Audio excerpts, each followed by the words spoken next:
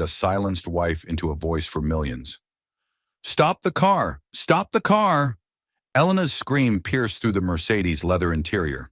The contraction gripped her like a vice, stealing her breath and making her double over in the passenger seat.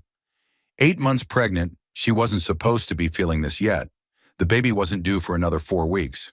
"Elena, breathe, just breathe." Jonathan's knuckles were white on the steering wheel as he pressed harder on the accelerator. "We're almost there." Another wave of pain crashed over her, stronger than the last. She clutched her swollen belly and felt something wet between her legs. "Jonathan, something's wrong. The baby's coming now." The Bentley's engine suddenly sputtered. Once, twice, then died completely. "No, no, no!" Jonathan slammed his palm against the steering wheel. They were on the narrow Riverside Bridge, barely wide enough for 2 cars. The city skyline glittered ahead of them, the hospital just 5 minutes away. "Not now!" Elena felt another contraction building. This one was different, urgent, demanding. "Call 911. Call them now." Jonathan fumbled for his phone, his hands shaking as he dialed. "Yes, this is Jonathan Blackwell. My wife is in labor, and our car broke down on Riverside Bridge. We need an ambulance immediately." The dispatcher's voice crackled through the speaker. "Sir, we're sending a unit now. Please stay on the line." Elena gripped the door handle as pain shot through her core. Something was definitely wrong. The contractions were too close together, too intense. She'd read every pregnancy book, attended every class. This wasn't normal. Within 3 minutes, she heard the wail of sirens. The ambulance appeared behind them, red and blue lights flashing against the evening sky. But there was a problem. The bridge was too narrow. The Bentley was blocking the only lane forward. "Sir, you need to move your vehicle," came a voice through a megaphone. Jonathan stepped out of the car, his expensive suit wrinkled from the stress. "I can't move it. The engine's dead." Elena watched through the rear window as a paramedic approached Jonathan. The man was tall, broad-shouldered, with kind eyes that reminded her of her father. His name tag read M. Bradley. "Sir, we need to get to your wife. Can you push the car to the side?" "Push it?" Jonathan's voice rose an octave. "Do you know what this car costs? Do you know who I am?" Elena's heart sank. Even now, even with their baby's life at stake, Jonathan was thinking about his precious car. She tried to open her door, but another contraction hit her like a freight train. Marcus Bradley pulled out his phone and started recording. Elena could hear him speaking into the camera. "This is paramedic Marcus Bradley. We have a woman in active labor, but the vehicle owner is refusing to allow us to move his car to reach the patient." "I didn't say you couldn't move it," Jonathan snapped. "I said you couldn't push it. I'm calling my mechanic." "Sir, your wife is having a baby. We don't have time for a mechanic." Elena heard Jonathan's phone ring. He answered it immediately. "Rodriguez? Thank God. I need you to get to Riverside Bridge right now. My Bentley died, and these people want to damage it." "Sir, please," Marcus said. "We have protocol for medical emergencies." "Then follow your protocol and find another way around." Elena couldn't believe what she was hearing. She banged on the window. "Jonathan, just let them move the car." But Jonathan had turned away, still talking to his mechanic. "No, absolutely not. I don't care if it takes an hour. That car cost more than most people make in a year." Marcus looked directly into his phone camera. "The patient's husband has refused to allow emergency services to move his vehicle. We're going to have to reverse and take the long way around the river. This will add approximately 8 to 10 minutes to our response time." Elena watched in horror as the ambulance began backing up. 8 to 10 minutes. With contractions this close together, every minute mattered. She fumbled for her phone with shaking hands. 3 times she tried to unlock it. Lock, unlock, lock, unlock, lock. Finally, she managed to call Jonathan. "What?" His voice was sharp through the speaker. "Please," she whispered. "Please just let them move the car." "Elena, you don't understand. This is a limited edition Bentley Continental. There are only 50 of these in the world. There's only one of our baby in the world." The line went quiet. For a moment, Elena thought she'd gotten through to him. Then she heard him talking to someone else. "Rodriguez said he'll be here in 15 minutes. Can you wait 15 minutes? Elena hung up. She couldn't breathe. Not from the contractions, but from the realization of what was happening. Her husband, The man who claimed to love her more than life itself was choosing his car over their child. The ambulance had disappeared around the bend. She was alone with the man she thought she knew. Jonathan got back in the car, his face flushed with irritation. I don't know why they couldn't just go around in the first place. These city workers have no respect for private property. Elena stared at him, really looked at him. The perfectly styled hair that cost more than her grocery budget. The watch that could pay for a year of college tuition. The suit that was tailored to hide the softness around his middle that came from too many business dinners. Do you hear yourself? She asked quietly. What do you mean? I could lose our baby because you won't let them move your car. That's not fair, Elena. You know how much this car means to me. My father gave it to me when Blackwell Industries went public. It's not just a car, it's a symbol. Another contraction hit her, and this time she screamed. Really screamed. The sound echoed off the bridge's steel girders. Jonathan reached for her hand, but she pulled away. Don't touch me. Elena, you're being dramatic. The ambulance will come around. Everything will be fine. But everything wasn't fine. Elena could feel something shifting inside her, something urgent and unstoppable. The baby was coming whether they were ready or not. In the distance, she could see the ambulance racing along the river road, its lights flashing like a beacon of hope in the gathering darkness. But it looked so far away, too far away. She closed her eyes and tried to breathe through the pain. When she opened them again, she saw Jonathan checking his reflection in the rearview mirror, smoothing down his hair. Even now, even with their baby's life hanging in the balance, he was worried about how he looked. Elena felt something break inside her chest. Not her water, not physically, something deeper. Something that had taken her 5 years of marriage to build and 30 seconds to destroy. Trust. The sound of approaching sirens grew louder. The ambulance was coming back around the long way, just as Marcus had said. But those lost minutes felt like hours. As the red and blue lights finally reached them again, Elena made a decision. When this was over, when their baby was safe, she was going to remember this moment, this exact moment when she learned who her husband really was, and she was never going to forget. Sir, we have a woman in active labor. Please move your vehicle. Marcus Bradley kept his phone camera rolling. Elena could hear everything through the ambulance walls as the paramedics loaded her onto a stretcher. Her husband's voice carried clearly across the bridge, sharp with entitlement and irritation. I told you already. I'm not moving anything until my mechanic gets here. The second paramedic, a young woman with gentle hands, checked Elena's vitals. How far apart are your contractions, honey? 2 minutes, Elena gasped. Maybe less.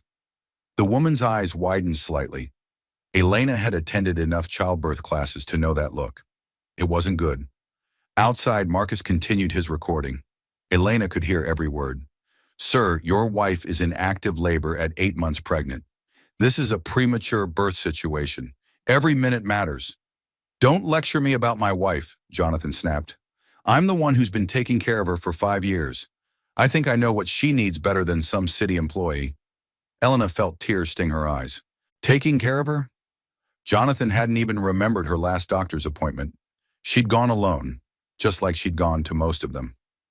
We're going to have to take the long way, Marcus said into his camera. Patient is experiencing contractions every 2 minutes. This delay could be life-threatening for both mother and baby. The ambulance started moving, and Elena felt every bump and turn as they navigated back around the river. The bridge route would have taken 3 minutes. This detour would take at least 12. What's your name, sweetheart? The female paramedic squeezed Elena's hand. Elena Martinez. She paused. Blackwell, Elena Blackwell.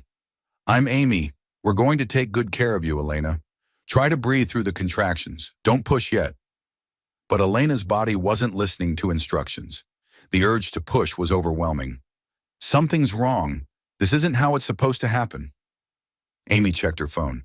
We're calling ahead to Dr. Hayes. She's the best OB in the city. She'll be waiting for us.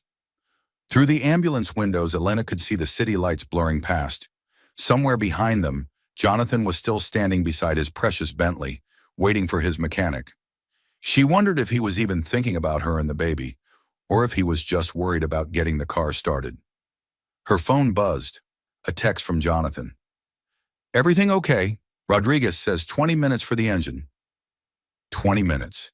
He was thinking about 20 more minutes while she was racing to the hospital to save their baby's life. Elena didn't respond. She couldn't. Another contraction was building, stronger than any before. Amy was talking into her radio. Patient is Elena Blackwell, 32 years old, 8 months pregnant. Active labor, contractions every 90 seconds. We're approximately 8 minutes out. 8 minutes that should have been 3. Amy noticed Elena crying. Hey, it's going to be okay. We see this all the time. Premature babies are fighters. It's not the baby, Elena whispered. Well, not just the baby. Amy's expression softened. She'd probably seen it all in her years as a paramedic.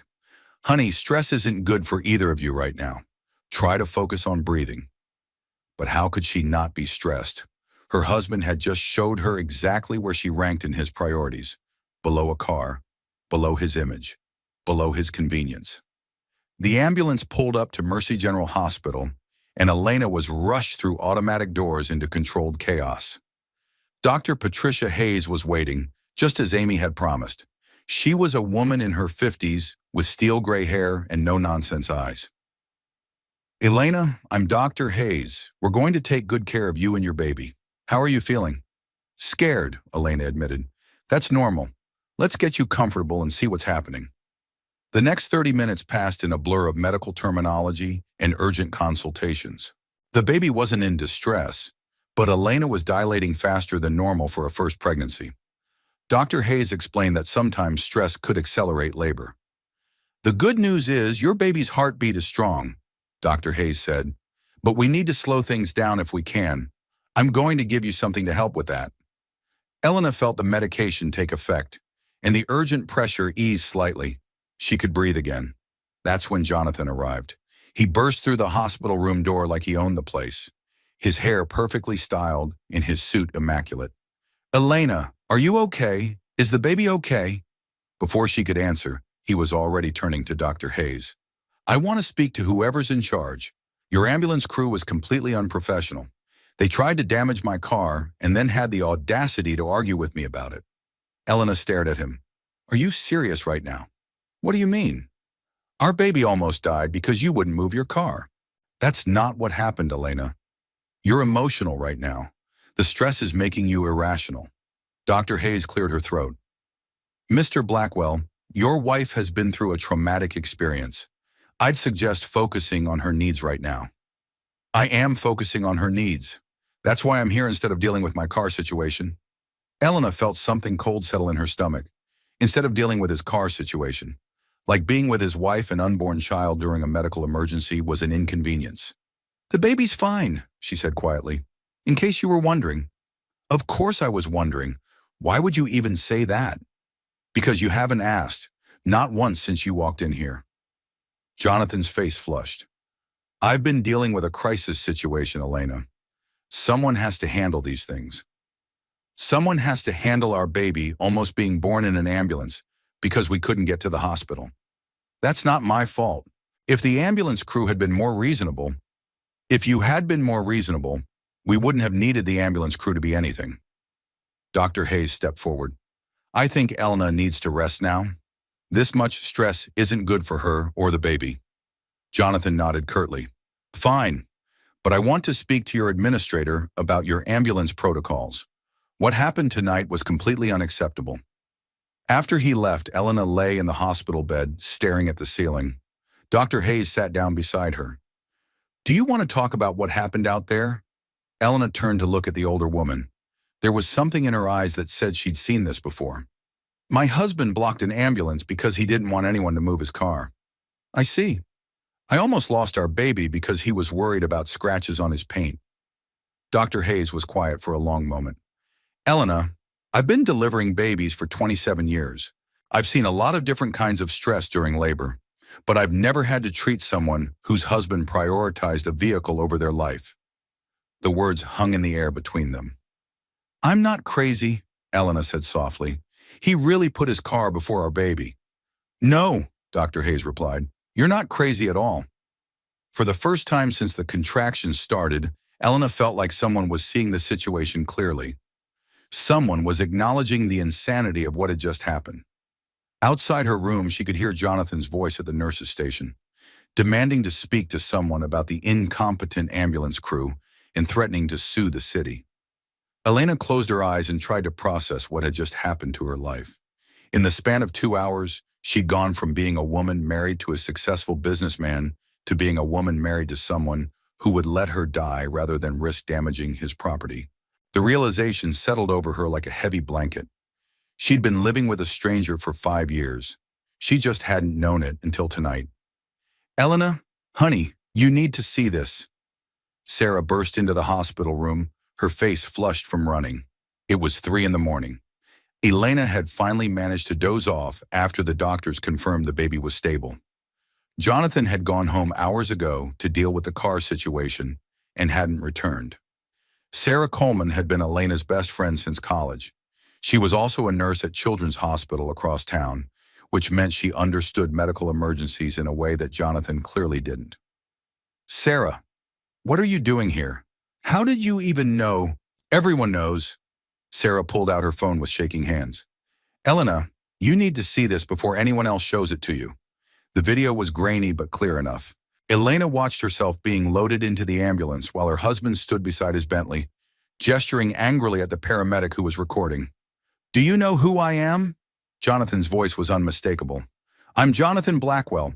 I own Blackwell Industries." "Sir, your wife is having a baby, and I'm handling the situation. You people need to learn some respect for private property." Elena watched Marcus Bradley continue recording as he spoke into the camera. "This is the third time I've asked Mr. Blackwell to move his vehicle so we can reach his wife, who is in active labor. He's refused each time, stating that he doesn't want his car damaged." The video had been uploaded to TikTok, Twitter, and Facebook simultaneously. The caption read, "Billionaire blocks ambulance for pregnant wife because he doesn't want to scratch his Bentley. 8-month pregnant woman forced to take detour during premature labor. This is America." Elena felt sick to her stomach, but not from pregnancy hormones. "How many people have seen this?" she whispered. Sarah checked her phone. "Elena, it's been 3 hours since this was posted. It has 2.7 million views on TikTok alone." 2.7 million? It's trending on Twitter. Bentley baby and blocked ambulance are both in the top 10 nationally. Elena sank back into her hospital pillows. "Oh, God. There's more." Sarah's voice was gentle but urgent. "The local news stations have picked it up. Channel 7 wants to interview you." Elena's phone started buzzing. Text after text after text. Unknown numbers, news outlets, social media notifications she'd never signed up for. "I have to turn this off." She fumbled for the power button, but Sarah caught her hand. "Honey, before you do that, you need to know what people are saying." "I don't want to know." "Yes, you do. Trust me." Sarah scrolled through the comments on the TikTok video. "This man is a monster. How is she married to this psychopath? Someone get this woman a divorce lawyer. The audacity of rich men never fails to amaze me." Elena listened in stunned silence. "Elena, there are women sharing their own stories. Hundreds of them. Women whose partners have prioritized money and possessions over their safety." Sarah kept reading.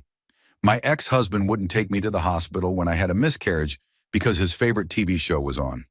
My boyfriend made me walk to urgent care with a broken ankle because he didn't want to pay for parking. When I was in labor with our twins, my husband stopped for gas and bought lottery tickets while I was having contractions in the car." "Stop," Elena whispered. "I can't hear any more." But Sarah wasn't finished. "The video has been shared by celebrities, Elena. Oprah shared it. Ellen DeGeneres shared it. Women's rights organizations are using it as an example of financial abuse." To financial abuse? When someone uses money and possessions to control or harm their partner, which is exactly what Jonathan did. Elena's hospital room door opened, and Jonathan walked in carrying coffee and looking irritated. "Elena, we have a problem. My phone has been ringing nonstop. Apparently some paramedic posted a video of tonight, and people are completely misunderstanding the situation." Sarah stood up slowly. Elena had forgotten that Sarah and Jonathan had never gotten along. Sarah had always said there was something off about him, but Elena had attributed it to jealousness or overprotectiveness. Now she wondered if Sarah had seen something she'd missed. "Hi, Jonathan." Sarah's voice was ice cold. I was just showing Elena how 2.7 million people understand the situation perfectly. Jonathan's face went pale. 2.7 million? And climbing, Sarah said. You're famous, Jonathan. Congratulations. This is a disaster. Jonathan started pacing. My lawyers are already working on getting the video taken down. On what grounds? Sarah asked. Everything on that video actually happened. On grounds of harassment and defamation. That paramedic had no right to record me. Elena watched her husband pace back and forth, his mind clearly racing through damage control scenarios. Not once did he ask how she was feeling. Not once did he express concern for their baby. Jonathan, Elena said quietly, sit down. I can't sit down. Do you understand what this means for the company? For our reputation? Our reputation? Yes, our reputation. We're in this together, Elena. Sarah snorted. You weren't together when you blocked an ambulance. Jonathan whirled around. You know what, Sarah? This is exactly the kind of toxic negativity Elena doesn't need right now. Maybe you should leave. Maybe you should leave, Sarah shot back. Elena almost died because of your selfishness, and you're worried about your image. I'm worried about our future. Someone has to think practically here. Elena felt another contraction, but this one was different. Not physical, emotional. Everything inside her was contracting away from the man she'd married. Get out, she said quietly. What? Jonathan stopped pacing. Both of you, get out. I need to think. Sarah kissed Elena's forehead. I'll be right outside if you need me. Jonathan hesitated. Elena, we need to discuss how we're going to handle this. The only thing I need to handle right now is keeping our baby safe. Everything else can wait. After they left, Elena lay in the darkness, scrolling through the comments on the viral video. Sarah was right. Thousands of women were sharing their own stories of partners who'd shown their true priorities when it mattered most. But there were other comments too. Comments that made her stomach twist. She knew who she married. Gold diggers don't get to complain when their meal ticket shows his true colors. She's probably just mad because she thought she'd married money, and now she looks bad. Rich wives always play the victim when their husband's money can't solve everything. Elena turned off her phone and stared at the ceiling. She thought about the woman she'd been this morning. A woman who made excuses for her husband's controlling behavior. A woman who convinced herself that his need to manage every situation was just his way of protecting her. A woman who had somehow convinced herself that being kept like an expensive pet was the same thing as being loved. That woman felt like a stranger now.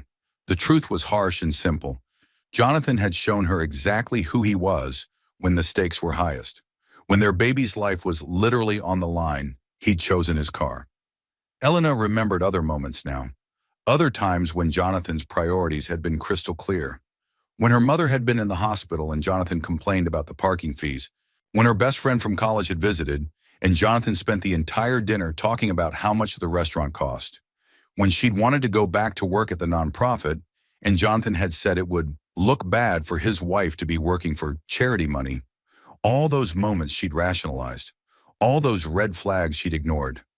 Elena placed her hands on her belly, feeling the baby move beneath her palms. I'm sorry, she whispered. I'm so sorry I let him put his car before your life. But even as she said it, she realized she was making a promise. This would never happen again. Whatever it took, wherever it led, she was never again going to let someone else's priorities matter more than her child's safety. The video had shown the world who Jonathan really was. Now Elena had to decide who she was going to be. 37 million views, Jonathan. 37 million people know who you really are. Elena delivered the words with quiet precision as her husband stood frozen in the doorway of her hospital room. It was 8 in the morning, and she'd been awake all night watching the numbers climb. 37 million views, trending in 43 countries. The video had been picked up by every major news network in America and half the ones in Europe. Jonathan looked like he'd aged 5 years overnight.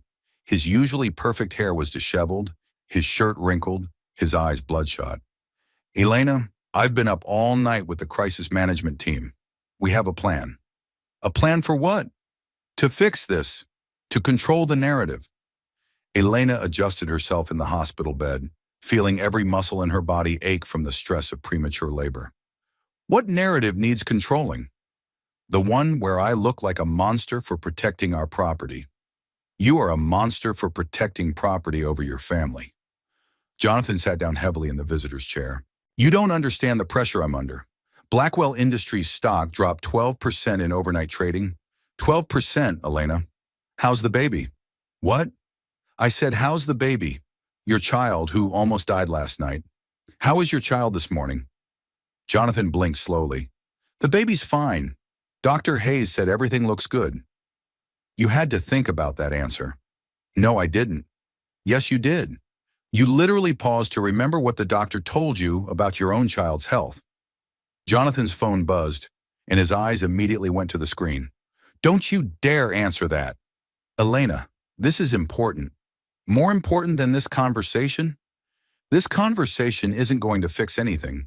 My lawyers need me to... Your lawyers need you to what? Lie about what happened? Jonathan looked up from his phone, and Elena saw something she'd never seen before in his eyes. Calculation. Cold, precise calculation about how to manipulate the situation. We need to clarify what happened. The video makes it look worse than it was. How could it look worse than it was? You blocked an ambulance. I was in shock. I wasn't thinking clearly. Anyone would have reacted the same way in a crisis situation. Elena stared at him. Anyone would have blocked an ambulance to protect their car? Anyone would have been protective of their property in a confusing situation. Confusing? Jonathan, I was screaming that the baby was coming. What was confusing about that? Jonathan's phone buzzed again. This time he answered it without asking permission. What's the latest damage assessment? He said into the phone. Elena watched her husband discuss stock prices and media strategy while she lay in a hospital bed recovering from the worst night of her life. She could hear fragments of the conversation. Sympathetic interview, stress response, charitable donation. Make her the story, not me. Make her the story, not me. Elena felt something cold and sharp pierce through her chest. Jonathan was already planning to throw her under the bus to save his reputation. When he hung up, Elena was crying. Why are you crying? Everything's going to be fine. Everything is not going to be fine. Elena, you're being dramatic. This will blow over in a week. Will it? Will you blocking an ambulance while I was in labor blow over? It wasn't like that. It was exactly like that. I lived it, Jonathan. I was there. Jonathan stood up and started pacing again. Elena was beginning to recognize this as his crisis mode. When things got difficult, he moved constantly, as if he could outrun the consequences of his actions. The lawyers think we should do a joint interview. Show a united front. You can explain that you never felt like I was putting the car before you. But you were putting the car before me. That's not how it's going to sound in the interview. Elena felt her heart rate monitor beep faster. You want me to lie. I want you to provide context. I want you to leave. Elena, I want you to leave right now. We need to discuss this. No, we don't. You've already decided what you're going to do. You're going to sacrifice my credibility to save your reputation. I'm trying to save our life together. Our life together? Elena laughed, but there was no humor in it. Jonathan, you almost killed our baby to avoid scratching your car. We don't have a life together anymore. Jonathan's face went very still. What are you saying? I'm saying that I've spent the last 8 hours watching millions of people see exactly what I should have seen years ago. Which is what? That you don't love me. You love what I represent. You love having a wife who makes you look good at company parties and doesn't ask too many questions about where the money comes from. That's not true, isn't it? When was the last time you asked me how I felt about anything? When was the last time you cared about my opinion on something that mattered to you? Jonathan opened his mouth to answer, then closed it again. You can't think of a time, can you? Elena, you're upset. You're not thinking clearly. I'm thinking more clearly than I have in 5 years. Elena's phone started ringing. She could see it was Sarah, but before she could answer, Jonathan grabbed it. We're not taking calls from the media. That's my best friend. Your best friend who's been filling your head with poison since college. Give me my phone. Elena, you need to understand the seriousness of this situation. Every word you say from now on will be scrutinized. Every interview, every conversation, every social media post. Give me my phone or I'll call security. Jonathan handed her the phone reluctantly. Elena answered Sarah's call. Elena, honey, are you okay? I've been worried sick. I'm fine. What's happening out there? It's chaos. There are news trucks outside the hospital, protesters outside Blackwell Industries. Someone started a GoFundMe to help you leave Jonathan. Elena glanced at her husband, who was listening to every word. How much money? Elena, Jonathan warned. How much money, Sarah? $47,000 in 6 hours. Elena felt the room spin slightly.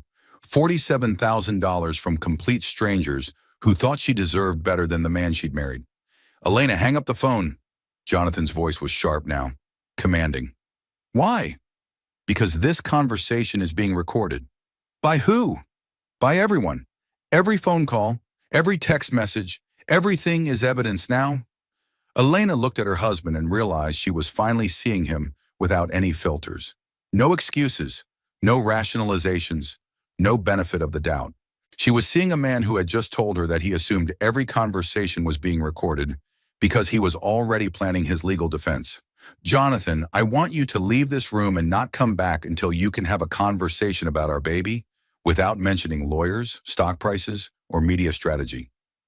Elena, get out. After he left, Elena sat in the silence of her hospital room and tried to process the magnitude of what was happening. 37 million people had watched her husband choose a car over her life. $47,000 had been donated by strangers who thought she deserved better. News trucks were camped outside the hospital where she was recovering from a traumatic premature labor, and her husband's first priority was protecting his reputation. Elena placed her hands on her belly and felt the baby move, strong, healthy movements that reminded her what really mattered. We're going to be okay, she whispered. I don't know how yet, but we're going to be okay. For the first time since the contraction started, Elena felt something that had nothing to do with fear or pain or confusion. She felt angry, really, truly, righteously angry. And anger, she was beginning to realize, was much more useful than heartbreak. We can fix this, Elena, but I need you to say it was a misunderstanding. Jonathan sat across from Elena in her hospital room with 3 people she'd never met before. A crisis management specialist, a media consultant, and a lawyer who looked like he charged $1,000 an hour just to breathe. Elena was sitting up in bed, feeling stronger than she had the night before. The baby's heartbeat was steady, her contractions had stopped, and Dr. Hayes was cautiously optimistic about avoiding premature delivery. Who are these people? Elena asked. This is Melissa Wang from Crane Crisis Management. This is David Rodriguez from Strategic Media Solutions. And this is Arthur Klein, the best defamation attorney in the state. Elena looked at the 3 strangers who were apparently there to manage her life. I don't remember asking for any of this. Melissa, a sharp-faced woman in her 40s, opened a leather portfolio. Mrs. Blackwell, we're here to help you navigate this situation with minimal damage to your family's reputation. My family's reputation? Your husband's company stock has dropped 21% since the video went viral. There are protesters outside Blackwell Industries calling for a boycott. The situation requires immediate intervention. Elena felt like she was watching a movie about someone else's life. What kind of intervention? David, the media consultant, leaned forward. We've scheduled a joint interview with Channel 7 for tomorrow morning. We'll position this as a misunderstood crisis situation where your husband was in shock and not thinking clearly. But he was thinking clearly. He called his mechanic. Arthur, the lawyer, made a note on his legal pad. Mrs. Blackwell, it's important that you understand the legal implications of this situation. Your husband could face charges for obstruction of emergency services. Maybe he should face charges. The room went very quiet. Jonathan's voice was strained. Elena, they're trying to help us. They're trying to help you. What are they doing for me? Melissa consulted her notes. We're going to position you as the supportive wife who understands that crisis situations can cause people to react in unexpected ways. What if I don't want to be positioned as anything? Elena, Jonathan said, we need to present a united front. Why? Because that's what married couples do. Elena looked around the room at the 4 people who were planning her public statements without asking what she actually wanted to say. Can I speak to my husband alone, please? The 3 consultants gathered their materials and filed out of the room. Elena waited until the door closed before speaking. Jonathan, what happened last night changed everything. I know you're upset. I'm not upset. I'm awake. For the first time in 5 years, I'm completely awake. Jonathan sat down on the edge of her bed. Elena, I know I made mistakes last night. I was stressed and I wasn't thinking clearly. But we can get through this together. Can we? Because it seems like your plan is to sacrifice my credibility to save your reputation. That's not what this is about, isn't it? You want me to go on television and lie about what happened. I want you to provide context about what happened. Elena studied her husband's face. She'd been married to him for 5 years, but she realized she'd never really looked at him when he was lying. Now she could see it clearly. The way his eyes shifted slightly to the left. The way his mouth got tighter. The way his hands moved when he was trying to sell a story. Jonathan, do you love me? Of course I love you. No, really, do you actually love me? Or do you love being married to me? What kind of question is that? An important one. Because a man who loves his wife doesn't let her almost die in an ambulance to protect his car. Elena, you didn't almost die. I could have. Our baby could have died. Those 8 minutes could have been the difference between life and death. Jonathan was quiet for a long moment. When he spoke again, his voice was softer. I panicked, okay? I've had that car for 3 years. It's special to me. My father gave it to me when we went public with the company. It represents everything I've worked for. What do I represent? What do you mean? If your car represents everything you've worked for, what do I represent? Jonathan looked genuinely confused. You're my wife. That's not an answer. Elena, I don't understand what you want me to say. And there it was. The truth she'd been avoiding for years. Jonathan didn't understand what she wanted him to say because he'd never thought about what she meant to him beyond her function as his wife. I want you to say that I matter more than anything else in your life. I want you to say that you would have moved 10 cars to save me and our baby. I want you to say that you're horrified by your own behavior. I am horrified. Are you? Because the first thing you did when you got to the hospital was complain about the paramedics. The first thing you did this morning was bring in crisis management specialists. You haven't once apologized for what happened. Jonathan blinked slowly. I'm sorry. For what? For the situation last night. That's not an apology. That's a press release. Elena's hospital room door opened, and a man in his 70s walked in. Elena recognized him immediately as David Blackwell, Jonathan's father. She'd only met him a handful of times, but he was unmistakable. Tall, distinguished, with silver hair, and the kind of presence that came from decades of commanding boardrooms. Dad, what are you doing here? David Blackwell looked around the hospital room, taking in his son, his daughter-in-law, and the obvious tension between them. I came to check on Elena and my grandchild, and to see what kind of mess my son has created. Dad, the lawyer said not to discuss. I don't care what the lawyer said. David's voice carried the authority of someone who had built an empire from nothing. I saw the video, Jonathan. The whole world saw the video. Jonathan shifted uncomfortably. It's not as bad as it looks. It's worse than it looks. David turned to Elena. How are you feeling, dear? Elena was surprised by the genuine concern in his voice. I'm okay. The baby's okay. Thank God for that. David sat down in the visitor's chair. Elena, I want you to know that what happened last night does not represent the values of our family. Dad, be quiet, Jonathan. David's tone was sharp. In my day, a man who endangered his pregnant wife would be horsewhipped. The fact that you did it for a car, he shook his head in disgust. Elena felt tears spring to her eyes. It was the first time since the whole ordeal began that someone from Jonathan's family had acknowledged the severity of what had happened. Thank you, she whispered. Don't thank me yet. I'm here to ask what you need. What can I do to make this right? Elena looked back and forth between father and son. David was everything Jonathan pretended to be. Dignified, thoughtful, genuinely concerned about other people. I don't know, Elena admitted. Everything is happening so fast. Take your time, but know that you have my support, whatever you decide to do. Jonathan's face had gone pale. Dad, what are you saying? I'm saying that Elena is family, and family protects family, even when it's difficult. Elena felt something loosen in her chest. For 5 years, she'd felt like an outsider in the Blackwell family. like she was being tolerated rather than welcomed. But David's words carried a weight that Jonathan's apologies never had. "I need some time to think," Elena said finally. "Of course you do." David stood up. "Jonathan, walk me out." "Dad, I need to stay with Elena." "Elena needs rest. Walk me out." After they left, Elena was alone for the first time since the crisis management team had arrived. She could hear Jonathan and his father talking in the hallway, their voices getting progressively louder. "She's not going to do the interview, Jonathan. She has to do the interview. Without it, this whole thing spirals. Maybe it should spiral. Maybe you deserve to face the consequences of your actions." "Dad, you don't understand the financial implications?" "I understand them perfectly. I also understand that there are some things more important than money." "Like what?" "Like integrity, like family, like doing the right thing even when it costs you something."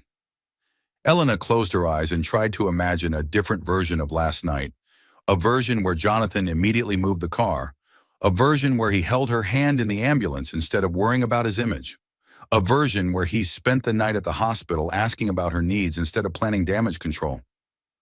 But she couldn't imagine it because the man who would have done those things wasn't the man she'd married.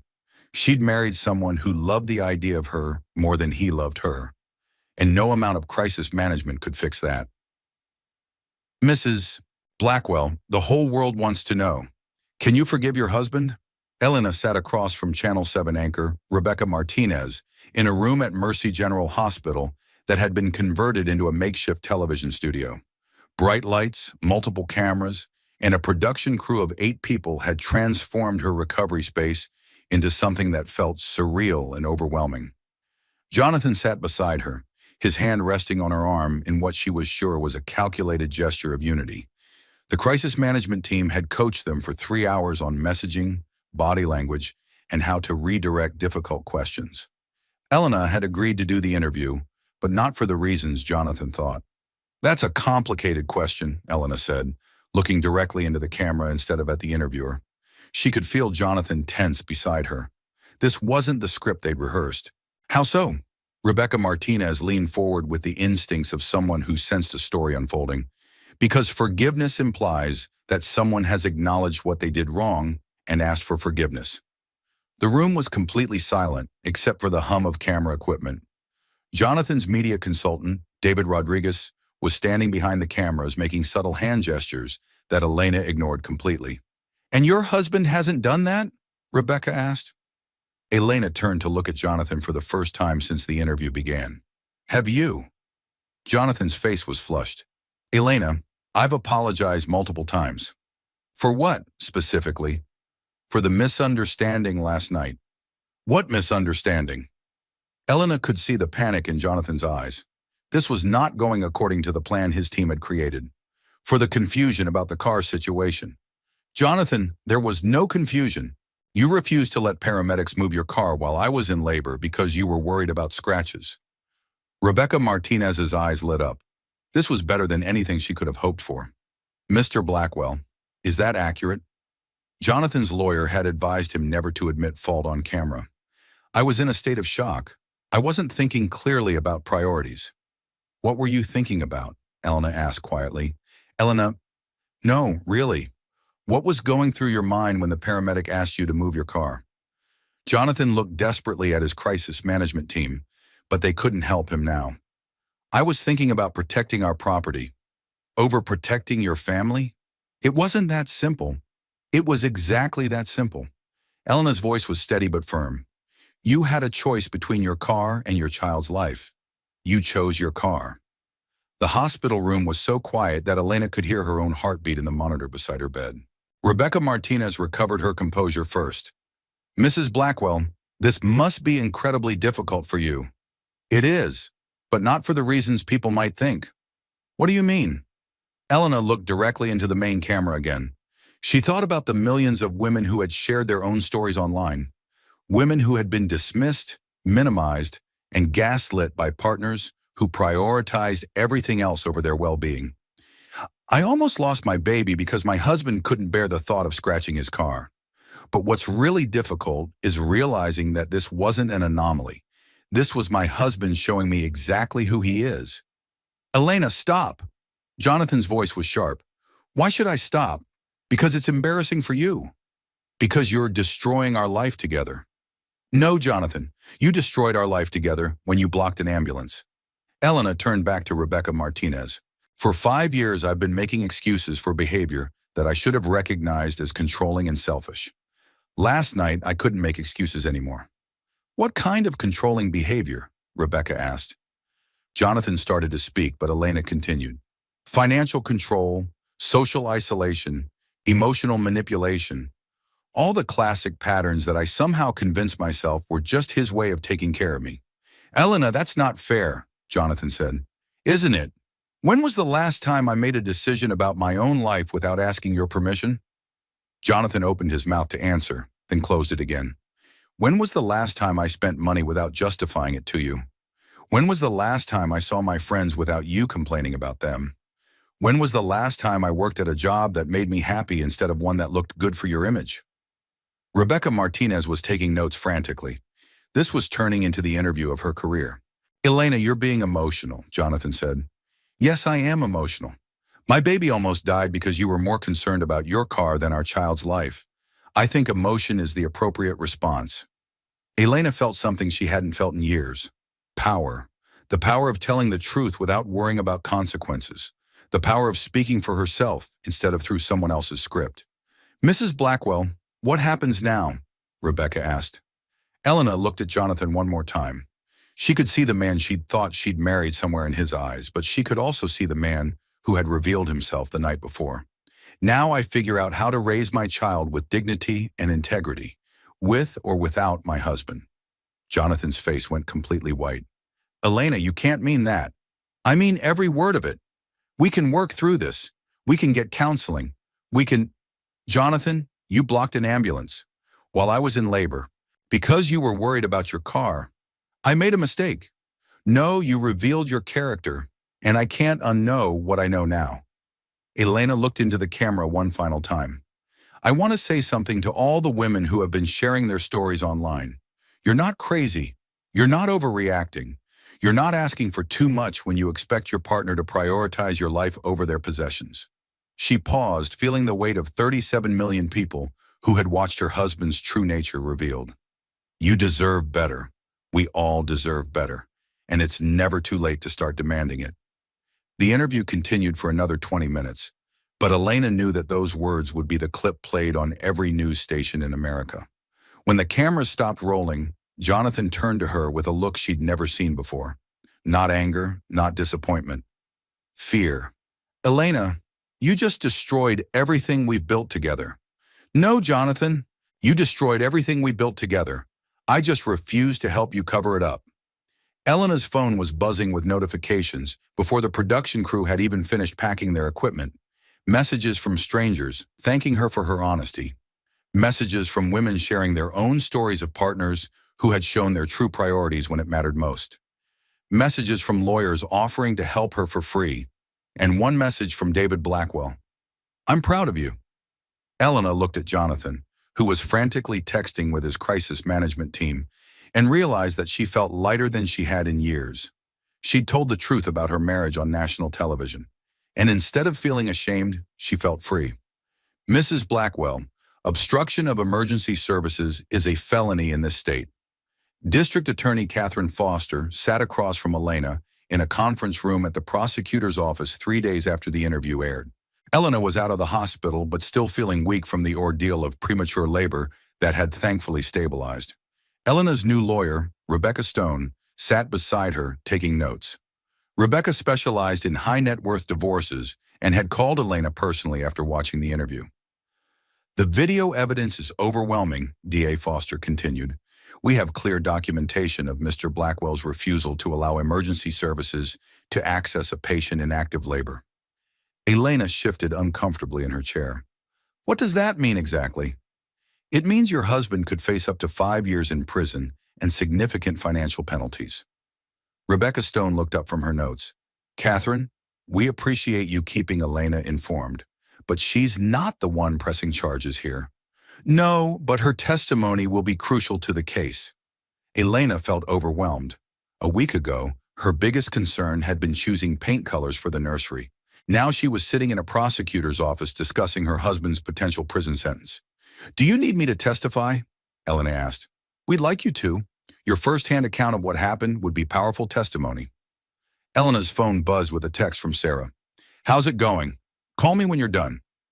The meeting continued for another hour, covering evidence collection, timeline for charges, and what Elena could expect during the legal process. When it was over, Rebecca walked Elena to her car. "How are you holding up?" Rebecca asked. "I honestly don't know. Everything is happening so fast." "That's normal. High-profile divorces always feel like drinking from a fire hose." Elena stopped walking. "Divorce? Elena, surely you're not planning to stay married to Jonathan after everything that's happened." Elena realized she hadn't actually thought that far ahead. She'd been focused on telling the truth, on protecting her baby, on reclaiming her voice. But the practical implications of her television appearance were only beginning to sink in. "I don't know what I'm planning." Rebecca's expression softened. "Elena, I've been doing this for 15 years. I've represented women in situations very similar to yours. The financial control, the isolation, the way he prioritized his image over your safety. These are classic patterns of emotional and financial abuse. But he never hit me. Abuse doesn't have to be physical to be devastating. Jonathan has spent 5 years conditioning you to prioritize his needs over your own. Last night was just the most extreme example." Elena got into her car and drove home in a daze. Home to the house that Jonathan had chosen, decorated with furniture that Jonathan had selected, in a neighborhood that Jonathan had deemed appropriate for his image. As she pulled into the driveway of their 5-bedroom colonial, Elena realized she couldn't remember making a single major decision about her living situation in 5 years of marriage. Jonathan's BMW was in the garage, which meant he was home. Elena wasn't sure she was ready to face him, but she didn't have anywhere else to go. She found him in his home office, on a conference call with what sounded like his entire legal team. "The prosecution doesn't have a case," he was saying. "Emergency services protocols are unclear about vehicle removal in breakdown situations." Elena stood in the doorway, listening to her husband argue that he hadn't committed a crime by blocking an ambulance while she was in labor. When he noticed her, he quickly ended the call. "Elena, we need to talk." "I know. My lawyers think we should file a countersuit against the paramedic for recording without consent." Elena stared at him. "Are you serious? The recording was made without my permission during a medical emergency. There are privacy laws." "Jonathan, stop. We can also go after the hospital for releasing information to the media."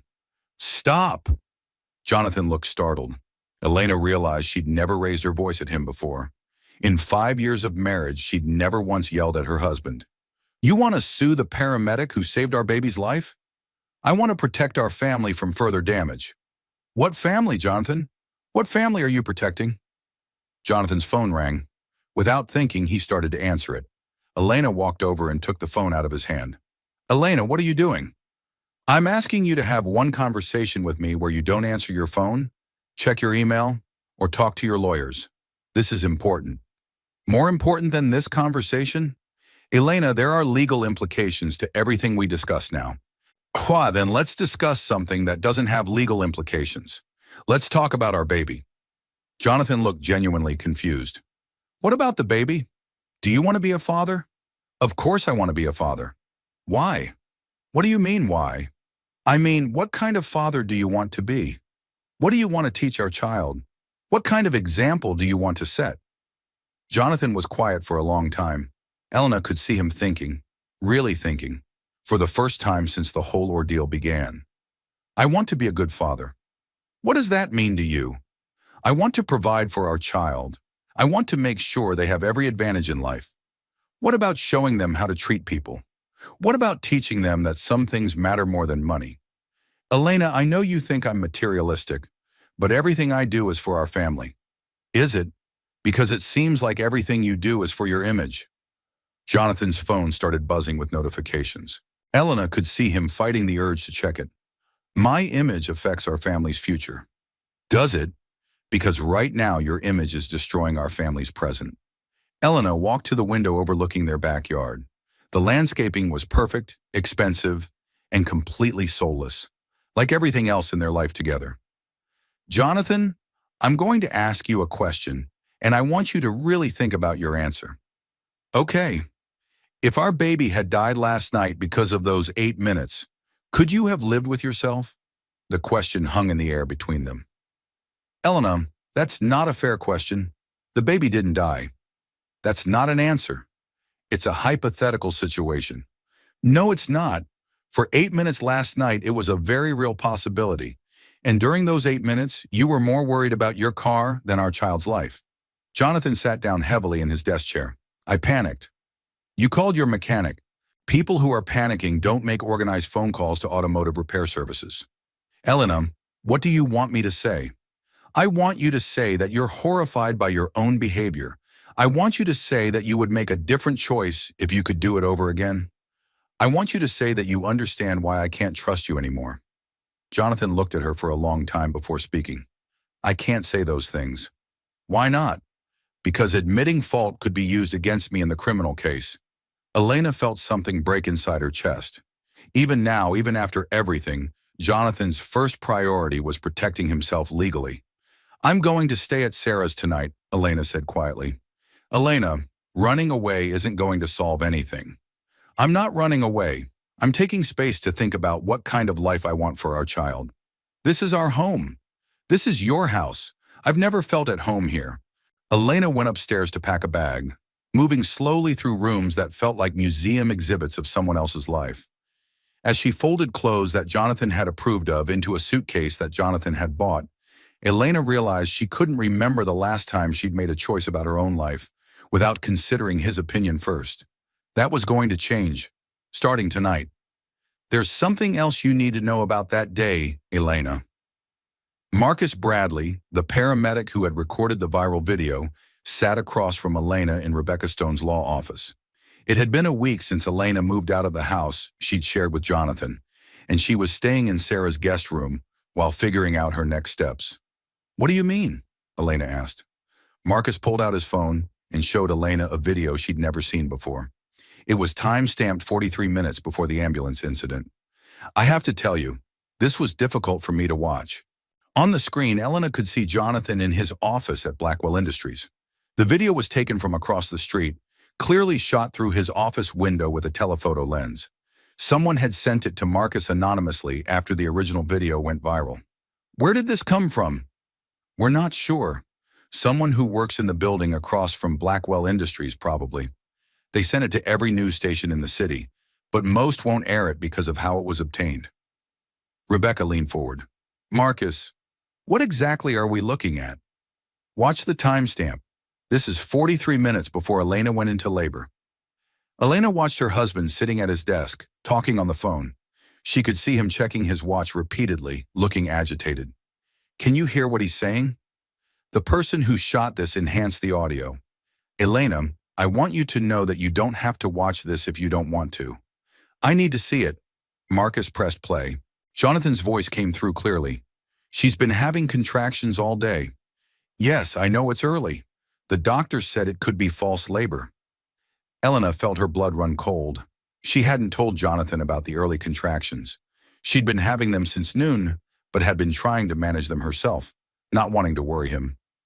How did he know I was having contractions? Marcus and Rebecca exchanged glances. Keep watching, Marcus said gently. Jonathan continued his phone conversation.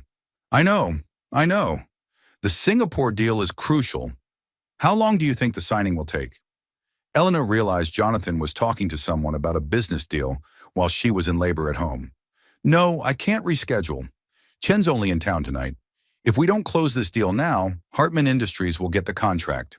Elena remembered that day clearly now. She'd been having mild contractions since lunch, but had convinced herself they were Braxton Hicks contractions. False labor. Jonathan had left for work early that morning and hadn't come home until almost dinner time. She'd called him once around 3 o'clock to ask if he could come home early. He'd said he was in meetings all afternoon. On the video, Jonathan was clearly agitated. How much longer can she wait? I mean, first babies usually take forever, right? Elena felt sick to her stomach.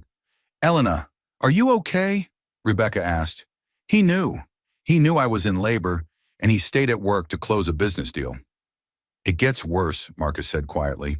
Jonathan's voice continued. Worst case scenario, she can call an ambulance. It's not like we can't afford it. Elena stared at the screen in shock. He planned for me to take an ambulance. That's why he took the scenic route home, Rebecca said, understanding immediately. He was hoping the labor would progress slowly enough for him to finish his meeting. But it didn't. The contractions got stronger, and he had to leave the office. So he was already angry about missing his meeting when the car broke down. Marcus nodded, which explains why he was so adamant about protecting the car. He'd already sacrificed his business deal. He wasn't going to sacrifice his property too. Elena felt like she might be sick. How long was this meeting? Marcus checked the timestamp on another video file. According to this, he left the office 12 minutes before your car broke down on the bridge. 12 minutes? He could have been home hours earlier. Rebecca was taking notes furiously. Elena, this completely changes the legal picture. This shows premeditation. Jonathan knowingly delayed coming home while you were in labor. And then he blocked the ambulance because he was angry about missing his meeting? It's starting to look that way. Elena stood up and walked to the window of Rebecca's office. The city looked different from the 23rd floor. Smaller, more manageable. Elena, I know this is a lot to process, Marcus said, but there's something else. Elena turned around. What else could there possibly be? Marcus showed her another video file. This is from the traffic camera on Riverside Bridge. It shows the 30 minutes before we arrived. Elena didn't want to watch, but she knew she had to see everything. The traffic camera footage showed Jonathan's Bentley driving onto the bridge at normal speed. Then it showed the car slowing down, then stopping. Then Jonathan getting out to look under the hood. But the car wasn't smoking. There was no visible sign of mechanical failure. Marcus, I don't understand what I'm looking at. Elena, the car didn't break down. What do you mean? According to this footage, Jonathan stopped the car himself. Then he popped the hood and did something to the engine. Rebecca leaned forward. Are you saying he disabled his own car? I'm saying that's what it looks like. We'd need a mechanical expert to examine the vehicle to be sure. But the footage suggests that Jonathan may have caused the breakdown deliberately. Elena felt the room spin slightly. Why would he do that? Think about it, Rebecca said. He's already missed his business meeting because of your labor. He's angry and resentful.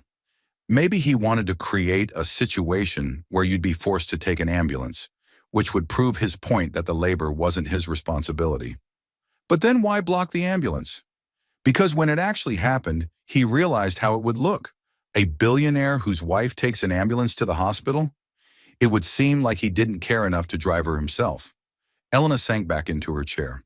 So he disabled the car to avoid dealing with my labor, then blocked the ambulance to avoid looking like a bad husband. That's our theory, Marcus said. But Elena, this is just speculation based on video evidence. We can't prove intent. You don't need to prove intent, Elena said quietly. I know my husband. This is exactly the kind of thing he would do.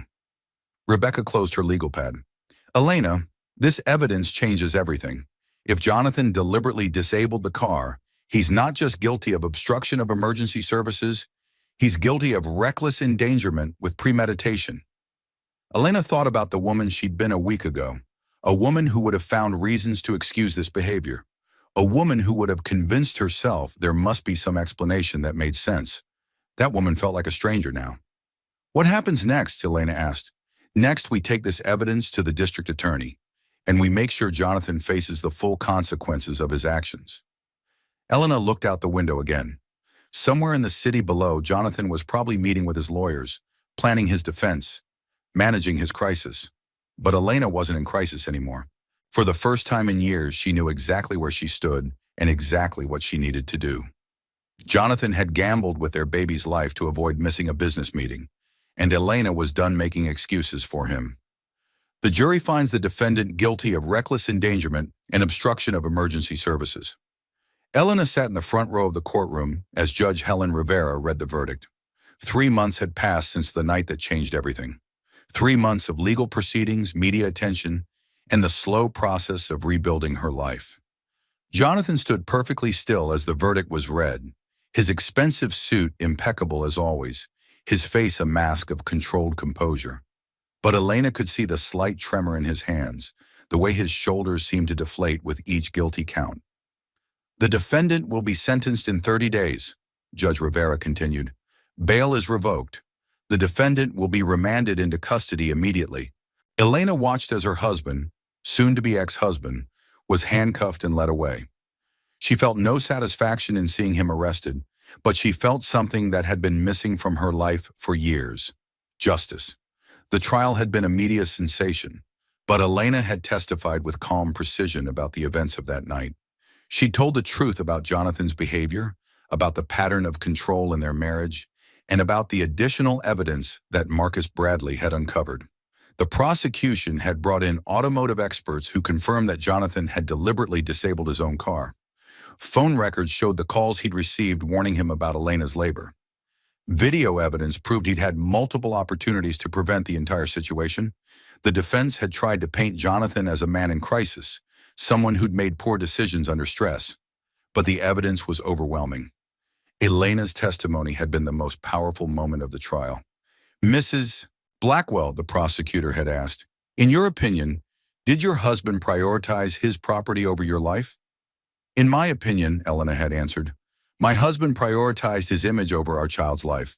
The car was just a symbol of that." After the verdict, Elena met with Rebecca Stone in the courthouse lobby.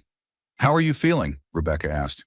"Relieved and sad and scared about what comes next." "What comes next is whatever you decide comes next." Elena looked around the courthouse lobby. There were news cameras everywhere, reporters trying to get statements from anyone connected to the case. But Elena had already said everything she needed to say. The divorce had been finalized the week before. Elena had received a substantial settlement, enough to buy her own house and support herself and the baby comfortably. More importantly, she'd received full custody of their daughter. Hope Elena Martinez had been born 6 weeks ago, healthy and perfect, and completely unaware that her birth had caused a media sensation. Elena had chosen to return to her maiden name for both herself and her daughter. "Elena?" Rebecca touched her arm gently. "David Blackwell is here. He'd like to speak with you." Elena turned to see Jonathan's father approaching through the crowd. At 72, David Blackwell still commanded attention wherever he went. But today his face showed the strain of watching his son convicted of felony charges. "Elena, my dear, how are you holding up?" "I'm okay, David. How are you?" "I'm ashamed," he said simply.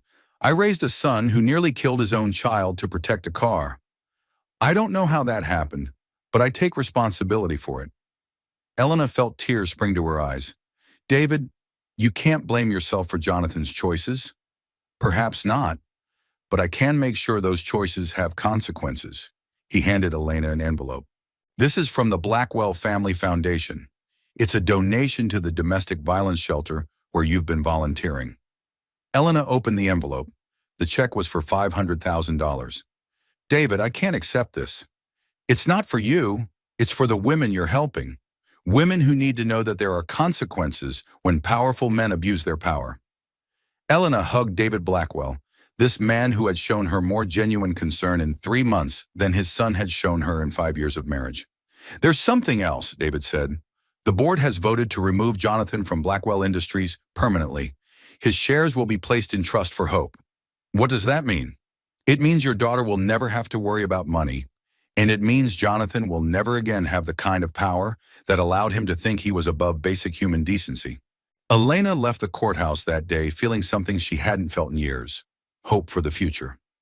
The next morning, Elena sat in the nursery of her new apartment, feeding hope and watching the sunrise through windows that she had chosen herself. The apartment was small compared to the house she'd shared with Jonathan, but it felt like home in a way that mansion never had. Her phone rang. It was Sarah. "How are you doing, Mama?" "I'm good, really good." "Have you seen the news this morning?" "No, I try not to watch the news anymore." "What's happening?" "The Elena Martinez Foundation just received its largest donation ever. Apparently, the video of Jonathan blocking the ambulance has raised over $2 million for domestic violence prevention." Elena looked down at her daughter, sleeping peacefully in her arms. $2 million? From women all over the world who want to make sure what happened to you never happens to anyone else. After Elena hung up, she walked to the window holding hope. The city spread out below them, full of possibilities and challenges and opportunities to help other women find their voices. "You know what, baby girl?" Elena whispered to her daughter. "I think we're going to be just fine."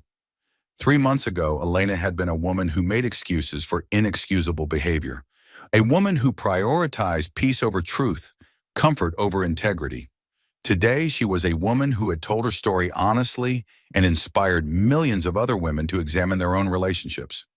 Jonathan had shown her who he really was on the worst night of her life, and in response, Elena had shown the world who she really was.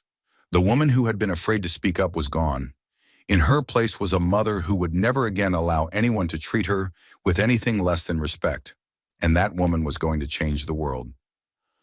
Elena Martinez, or do you prefer Blackwell? The reporter asked with a smile. Elena adjusted hope in her arms and looked directly into the camera. It had been 6 months since the night that changed everything, and this was her first major interview since the trial ended. It's Elena Martinez, she said firmly. I went back to my maiden name when Hope was born. We're both Martinez women now. The reporter, Janet Chen from Good Morning America, nodded approvingly. They were sitting in Elena's new living room, a cozy space filled with natural light and furniture that Elena had chosen herself. It was a far cry from the sterile perfection of the Blackwell mansion. You've been through an incredible transformation over the past 6 months. Tell us about your work with the Elena Martinez Foundation. Elena shifted hope to her shoulder and smiled. The foundation started accidentally. After the video went viral, women began donating money and sharing their own stories of partners who had shown their true priorities during crisis moments. What kinds of stories? Partners who wouldn't take time off work when their wives had miscarriages. Husbands who refused to go to the hospital because they didn't want to pay for parking. Men who prioritized golf games over their children's medical emergencies. The stories were heartbreaking but also incredibly powerful. Janet leaned forward. And now you're helping these women? We're helping women recognize the signs of financial and emotional abuse. We provide legal resources, counseling services, and emergency financial assistance for women who need to leave controlling relationships. Elena paused as Hope gurgled softly against her shoulder. Motherhood had changed her in ways she was still discovering. The fierce protectiveness she felt for her daughter had awakened something in her that she'd never known existed. Elena, many people have called you a hero for speaking out the way you did. How does that feel? I'm not a hero. I'm just a woman who finally stopped making excuses for inexcusable behavior. Elena looked directly into the camera. But if my story has helped other women find their voices, then something good came from the worst night of my life. What would you say to women who are watching this and recognizing themselves in your story? Elena had been asked this question dozens of times over the past months, but her answer had evolved as she'd worked with more and more women through the foundation. I would say that you're not crazy. You're not overreacting. You're not asking for too much when you expect to be treated with basic respect and consideration. She paused, thinking about the hundreds of women she'd spoken with through the foundation's helpline. I would also say that leaving isn't easy, and it's not always possible right away. But recognizing the patterns is the first step. And knowing that other women have been through this and survived, that's powerful. Janet consulted her notes. Your ex-husband was sentenced to 18 months in prison and community service. How do you feel about that? Elena had prepared for this question, but still found it difficult to answer. I feel sad for Jonathan. I think he's a man who confused possessions with identity, control with love. I hope he gets the help he needs to understand the difference. Do you have any regrets about how everything unfolded? My only regret is that it took me so long to see clearly. I wasted 5 years of my life making excuses for someone who saw me as a possession, rather than a partner.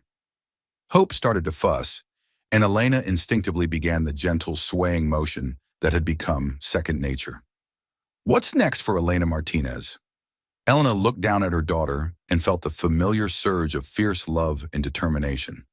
Next, Hope and I are going to build a life based on authenticity and integrity. We're going to travel. I'm going to show her the world and teach her that she never has to make herself smaller to make someone else comfortable. And romantically, do you think you'll trust someone again? Elena laughed, the first completely genuine laugh she'd had during a media interview. Someday maybe, but I'm in no rush. I'm learning how to be happy on my own terms first. Hope and I are a complete family exactly as we are. After the interview crew left, Elena sat in her quiet apartment with Hope sleeping in her arms. The afternoon sun streamed through windows that she'd chosen, in a space that she'd decorated, in a life that she'd built from scratch. Her phone buzzed with a text from Sarah. Watching you on TV. So proud of who you've become. Elena scrolled through dozens of similar messages from friends, colleagues from the foundation, and strangers who had been inspired by her story. But the message that meant the most was from David Blackwell. Watching your interview. Jonathan lost the best thing that ever happened to him. Hope is lucky to have you as her mother. Elena walked to the window overlooking the small garden behind her building. She'd planted vegetables there in the spring. Tomatoes, herbs, flowers that she'd chosen simply because they made her happy. 6 months ago, she'd been a woman who asked permission to buy groceries. Today, she was a woman who had testified in federal court, started a foundation, and raised over $3 million to help other women escape controlling relationships. The transformation still amazed her sometimes. Her phone rang. It was the foundation's crisis helpline forwarding a call. Elena Martinez Foundation, this is Elena. Hi, I saw you on TV this morning. The voice was young, scared. I think I might need help. Elena sat down in her favorite chair, the one she'd bought because it was comfortable rather than expensive. I'm here, tell me what's happening. Harm. For the next hour, Elena listened to a 24-year-old woman describe a relationship that sounded eerily familiar. Financial control, social isolation, a partner who claimed everything he did was for her own good. He says I'm too emotional, the young woman said. He says I don't understand how the real world works.